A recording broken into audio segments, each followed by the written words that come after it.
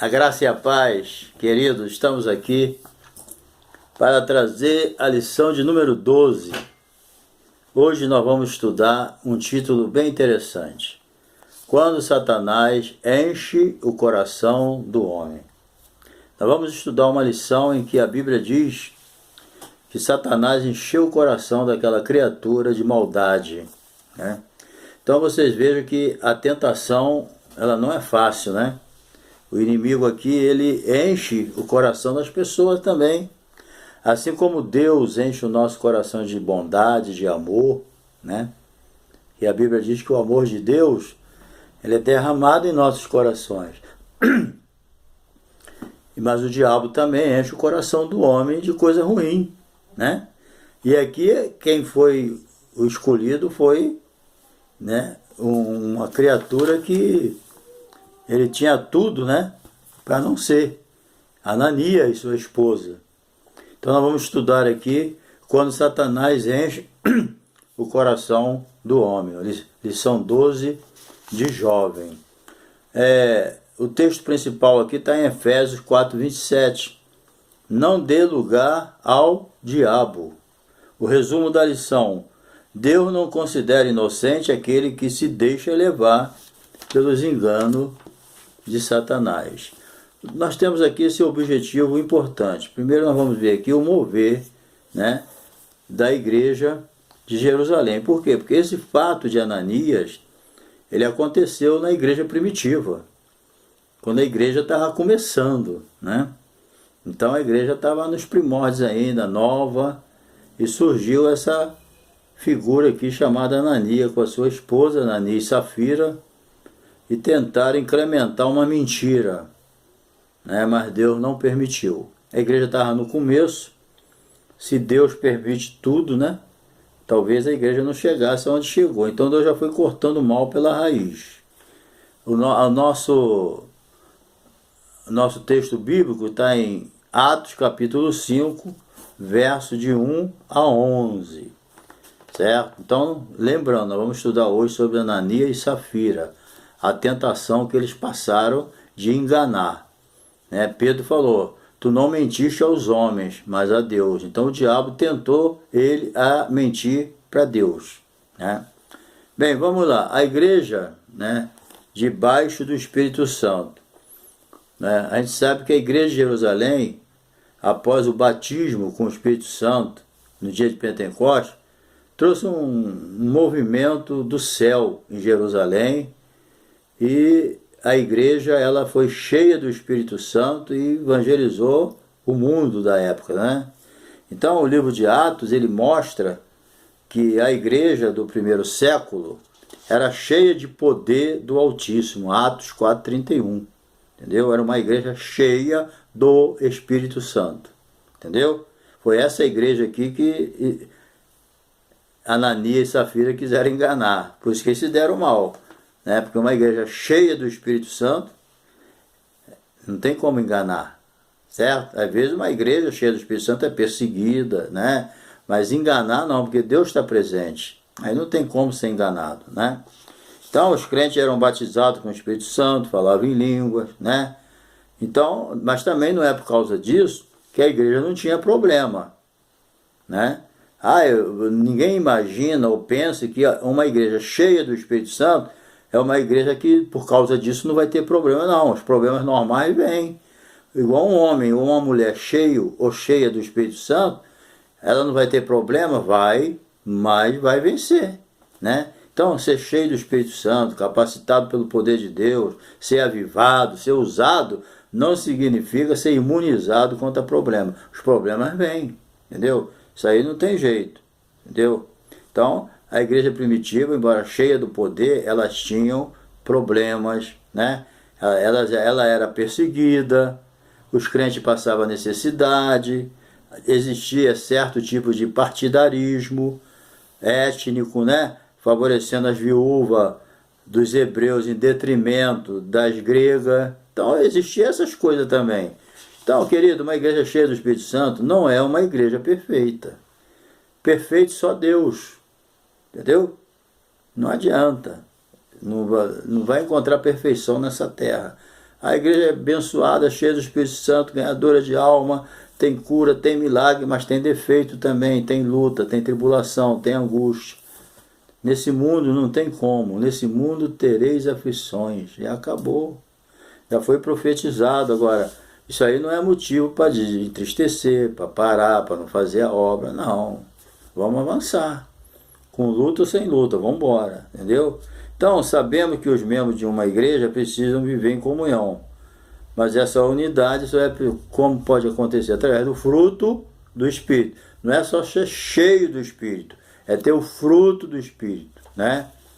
Isso aí que é importante. Então, os primeiros cristãos, eles viviam em união. Olha só, era um coração e a alma da multidão dos que criam. Havia uma comunhão, havia uma unidade tremenda, entendeu?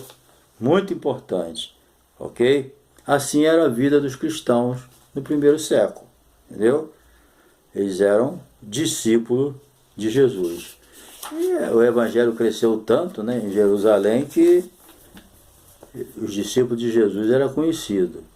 Número 2, a união dos irmãos, certo? Daqui a pouco nós vamos chegar em Ananias e Safira. Por enquanto o autor, ele só está aqui dando o perfil de como a igreja estava vivendo quando aconteceu esse lance do Ananias e Safira. A união dos cristãos, dos irmãos. Uma característica descrita aqui é a igreja primitiva, as necessidades eram supridas, né? De tal forma que não havia entre eles necessitado algum. Existia necessitado, certo? Mas esses necessitados eram supridos, então eles ficavam sem necessidade, entendeu? Não é que estava todo mundo com dinheiro, rico, ninguém precisava, não. Tinha os necessitados, mas as suas necessidades eram supridas, e por causa disso não tinha necessitado, entendeu? Porque a igreja cuidava. Uma igreja assim é uma bênção, né? Ela cuida de todo mundo. Os valores trazidos, né? As pessoas adquiriram esse hábito. Por exemplo, Barnabé, ele vendeu uma casa e deu para a igreja. Vendeu a propriedade, deu o dinheiro para a igreja, para ajudar os pobres. Entendeu? Espontaneamente. Isso aí não é uma doutrina que eu tenho que doar a minha casa, vender, eu tenho que fazer nada. Isso aí é espontâneo, se eu quiser. É do meu coração. É lógico, tudo que eu faço para o bem do meu próximo e da igreja, na obra de Deus, Deus me recompensa. A Bíblia diz que Deus não é injusto para se esquecer das nossas boas obras, mas Ele olha a intenção, né? Nós vamos ver isso daqui a pouco. Então, os valores, o que eles faziam? Quando eles vendiam as propriedades ou qualquer coisa parecida assim, o que eles faziam com o dinheiro? A Bíblia diz que os valores eram trazidos e entregados aos pés dos apóstolos. Toda a grana era colocada à disposição dos apóstolos e os apóstolos repartiam com os necessitados de acordo com a carência de cada um. Era assim que funcionava, entendeu? É dessa maneira. Então, em cada alma havia temor e muitas maravilhas e sinais se faziam pelos apóstolos. Que todos os que criam estavam juntos e tinham tudo em comum. Embora toda essa situação, Deus usava os apóstolos em grandes milagres. Entendeu? Nunca faltou milagre na igreja primitiva. Então Barnabé vendeu, né, a sua propriedade e veio e colocou aos pés dos apóstolos. Quem era Barnabé? Barnabé era um levita, né, um homem de Deus. A Bíblia diz que era um homem cheio do Espírito Santo, de fé. Entendeu? Ela é fé e cheio do Espírito Santo. E de bom coração também, né? Inclusive, ele ajudou muito o apóstolo Paulo. Quando o apóstolo Paulo era um novo convertido, a igreja não aceitava muito ele, né? Tinha medo, o cara era um perseguidor, e Barnabé foi lá, pegou Saulo e trouxe e apresentou os apóstolos, foi abrindo os caminhos. Barnabé tinha esse dom, né? E ajudou João Marcos, seu sobrinho. E depois, quando Barnabé foi enviado para Antioquia e viu lá a igreja funcionando, ele foi lá em Tarso e buscou Saulo para ajudar ele a ensinar a palavra. Então a Barnabé tinha esse dom, né, maravilhoso. Isso aí era muito bom. Então Barnabé vendeu essa propriedade e colocou lá. Agora vamos para a segunda parte. Uma oferta contaminada pela mentira. Agora vamos ver a oferta de Ananias e Safira. Bem, o conluio entre o casal. Lucas aqui traz, né, no capítulo 5, uma conjunção adversativa. Ele fala de Barnabé, mas aí ele entra, né, na pessoa de Ananias, certo? Mostrando aí a diferença entre a menção feita a respeito de Barnabé em comparação à história que vai ser iniciada pelo casal, sobre o casal mentiroso. É até triste a gente falar, mas é verdade, né? A própria Bíblia diz que ele não mentiu aos homens, mas a Deus. Já é ruim mentir para os homens, ainda mais mentir para quem é onisciente, né? Perder tempo. Então, da mesma forma que Barnabé, né? Da mesma maneira que Barnabé, Ananias e Safira também vendeu uma propriedade. Não tem nada demais aí, né? E Deus não mandou ninguém vender nada. Isso aí era um toque do coração da pessoa, né? Até um ato de amor, certo? Então, Ananias também, como Barnabé, trouxe o valor para os apóstolos. Enquanto Barnabé trouxe o preço que vendera, olha só, Ananias e Safira apresentaram parte do preço, dizendo que era tudo. A mentira aí, né? Você deve tomar cuidado com pessoa. O dízimo dele é R$100, ele disse que é 50. Às vezes a pessoa não morre fisicamente, mas espiritualmente morre porque tem mentira, né? Tem coisa que é melhor nem dar, sabia? Tem coisa que se for fazer errado, fazer da maneira contrária, botar mentira no meio, é melhor nem dar, certo? E ninguém é obrigado a dar nada. Nós vivemos numa dispensação que eu entendo assim.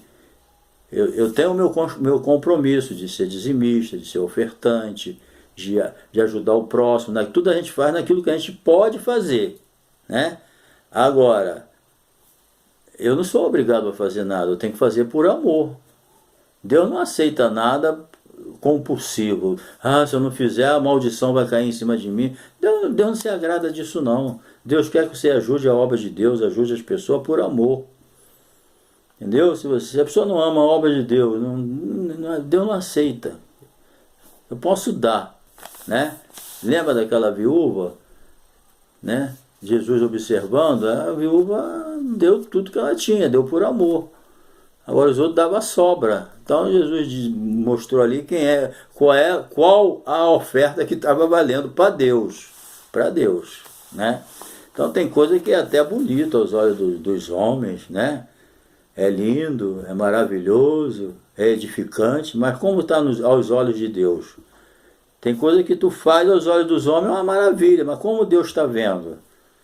Certo? Eu acredito que aos olhos dos homens, o que Ananias fez foi uma maravilha, mas e aos olhos de Deus? Ele não aceitou. Então eu tenho que, primeiramente, estar bem com Deus, no vertical, depois, horizontal. Não adianta eu fazer as coisas na igreja para aparecer, não. Entendeu? Deus não aceita isso. Entendeu? Nada, nem oração, nem jejum, nem oferta, nem serviço, nada Deus quer para se apresentar com mentira. Deus gosta de sinceridade, entendeu? Então, Deus, ele não obrigou o casal a contribuir com a obra. Eles poderiam vender a propriedade, reter parte de preço de acordo com a necessidade que tinha naquele momento. Se eles quisessem, vendi minha casa, eu não vou dar nada para a igreja. Problema dele, o dinheiro é dele, né? Agora, ir para a igreja com mentira, aí já é outra história. Sem necessidade, né? Entendeu? Então, reter parte do valor que tinha consigo, não era necessariamente problema. O mal que fizeram foi mentir para Deus e depois para os apóstolos, transparecendo uma falsa espiritualidade. Esse é que é o problema. Entendeu? Número 2. A mentira narrada e confirmada. Bem, ao levar o dinheiro aí para os apóstolos, né? Foi o mal deles. Ananias já havia acertado tudo com a mulher dele. Nós vamos chegar lá, vamos dizer que é tanto, não vai saber mesmo.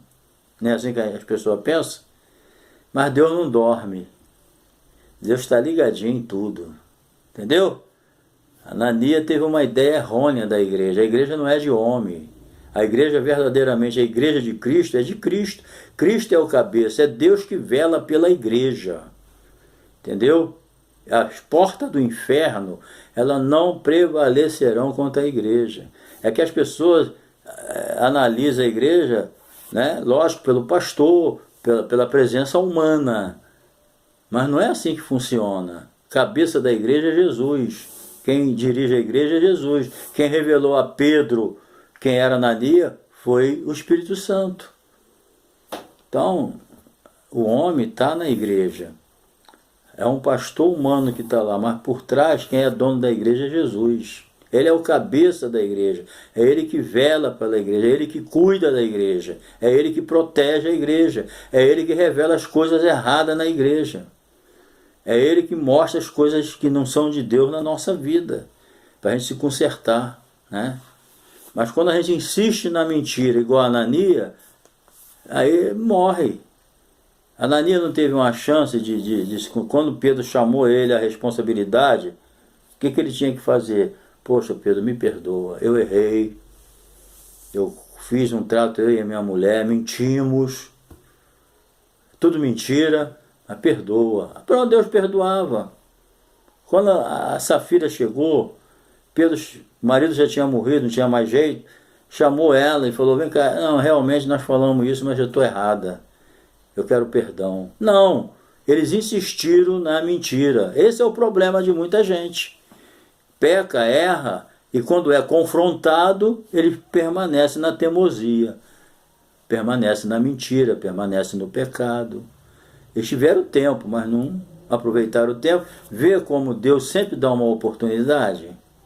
Deus é o Deus das oportunidades, a gente deve segurar ela, entendeu? Pelo contrário, eles confirmaram a mentira, em vez de se arrepender, entendeu? Então, Deus, ele não tolera desonestidade. Então, aquela mentira, aquela desonestidade de Ananias e Safira custou a vida deles. Morreram.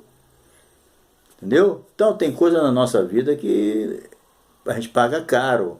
Não é melhor reconhecer o erro, se arrepender, abandonar aquilo, a mentira, ou seja lá o que for, pedir perdão e começar? É tão bom o arrependimento, a mudança de pensamento, né?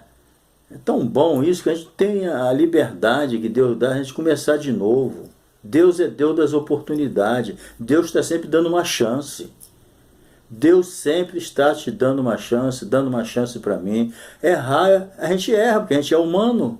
Eu posso cair numa asneira qualquer, mas Deus vai me dar um tempo de confrontamento que eu posso me arrepender e pedir perdão e mudar e não fazer mais aquilo. Mas Ananias insistiu na mentira. Foi isso, foi assim, assim, assim, é assim, assim, assim. Morreram, entendeu?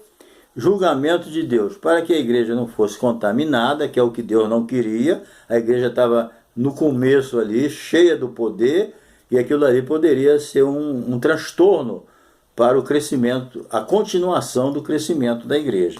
Então, para que a igreja não fosse contaminada pela mentira, né, Deus imediatamente julgou o casal, né, de forma pública. Não foi nem escondida, não. Foi pública. Então morreu os dois, entendeu?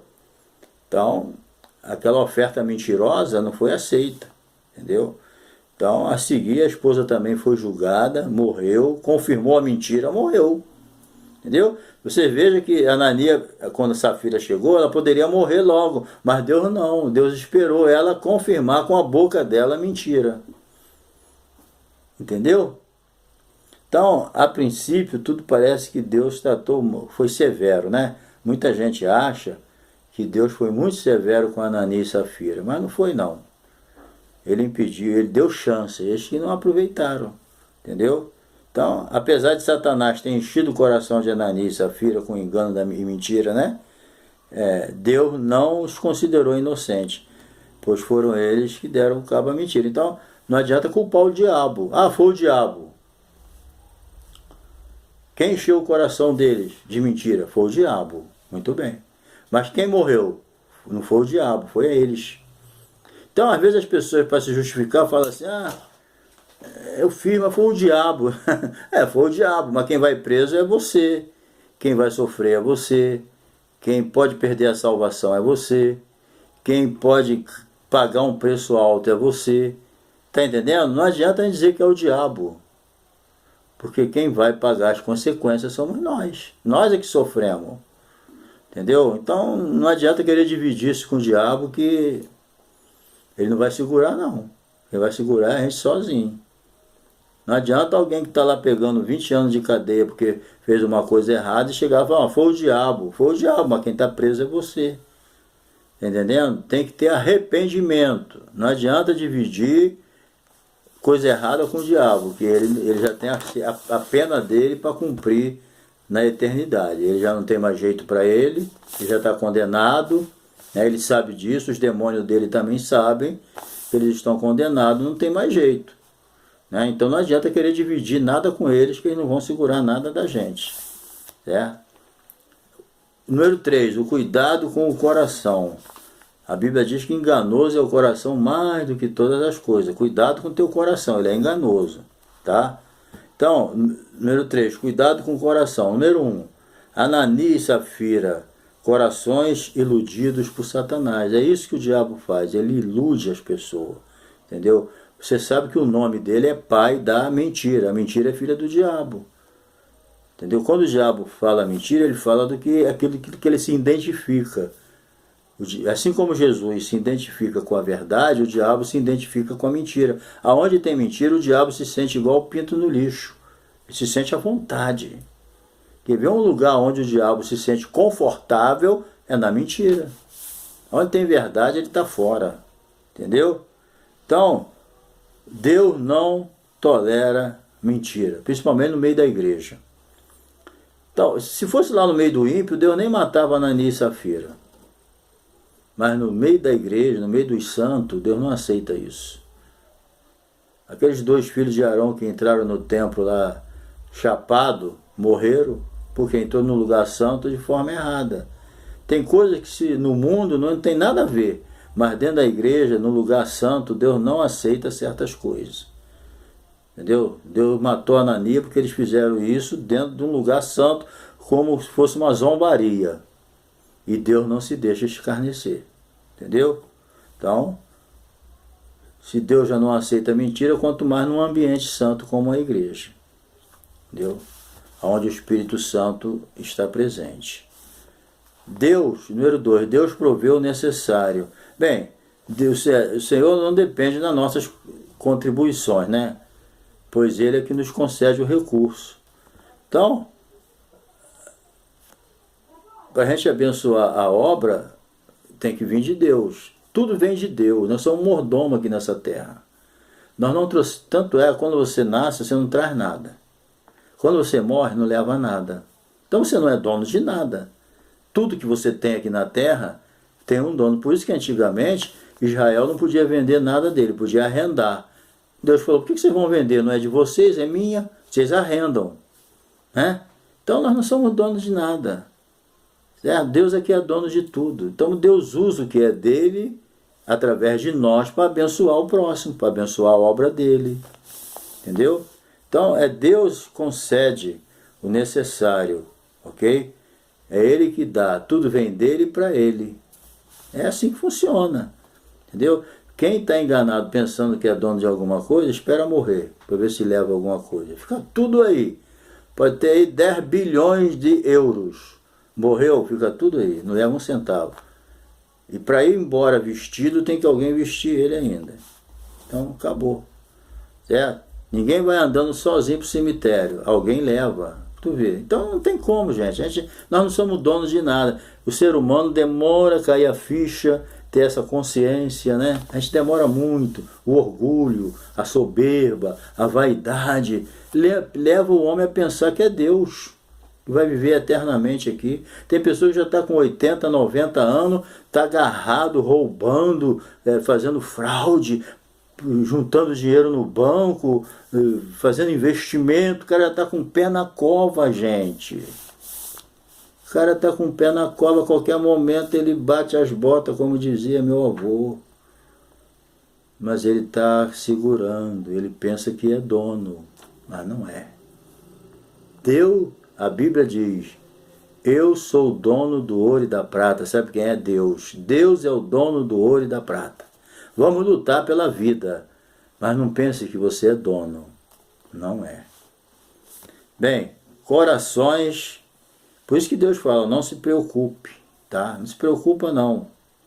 Então, quem você puder ajudar, ajude de acordo com seus recursos. Paulo escreveu, cada um contribua segundo estiver proposto no coração. Entendeu? Para encerrar, três corações fraudulentos. Lucas nos mostra que partiu de Anania, no marido, nem tudo a mulher tem que concordar com o homem, né? Se a nossa Safira fosse esperta, né? Coitada, ela foi induzida pelo marido, aceitou, morreu junto. Entendeu? Nem tudo a mulher vai aceitar do marido. Coisa errada não, né? Ah, mas meu marido quis, vai morrer junto com ele. Entendeu? Então a gente aceita aquilo que nós somos crentes. Eu não vou aceitar tudo da minha mulher se ela estiver errada. E nem ela vai aceitar de mim se eu estiver errado. Não, ele está errado, não é de Deus, mas é meu marido. Não entra nessa não, hein? Não vai acontecer contigo igual aconteceu com Safira. Entendeu? Então, Lucas mostra isso.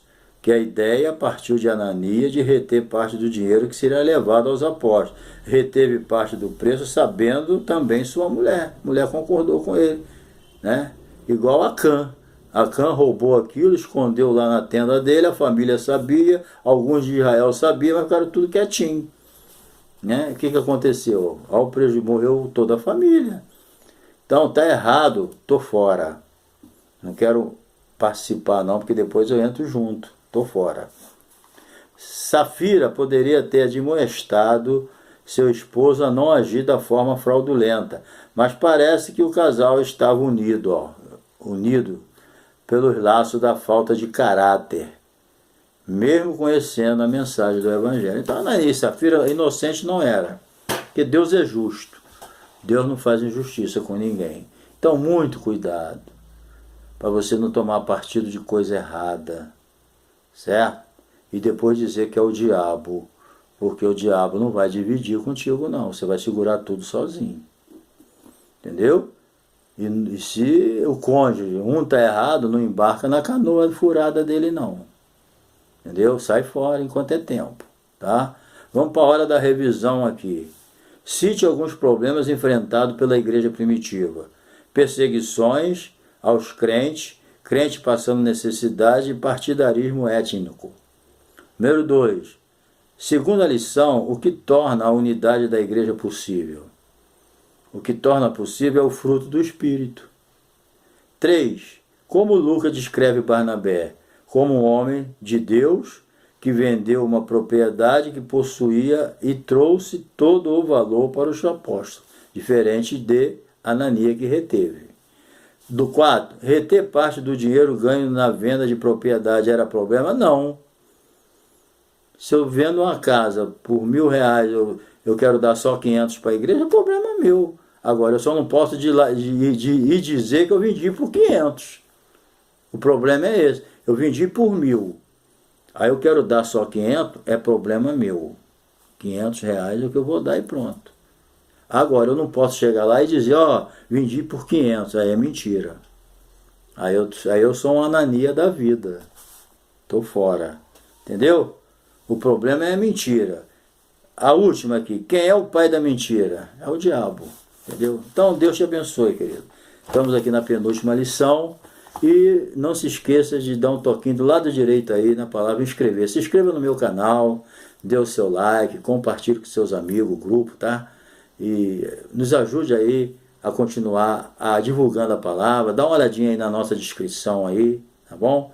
E nosso canal é monetizado e você assistindo os anúncios, você nos ajuda na monetização, tá bom? É bom você estar conosco, diga de onde você é, se você é professor ou não, se você tem classe. Nós estamos orando pelos professores, por aqueles que têm classe de escola dominical, da onde você é, tá bom? Vamos interagir aí, nós estamos juntos aí no mesmo barco, rumo ao céu, ensinando a palavra de Deus, tá bom? Deus te abençoe.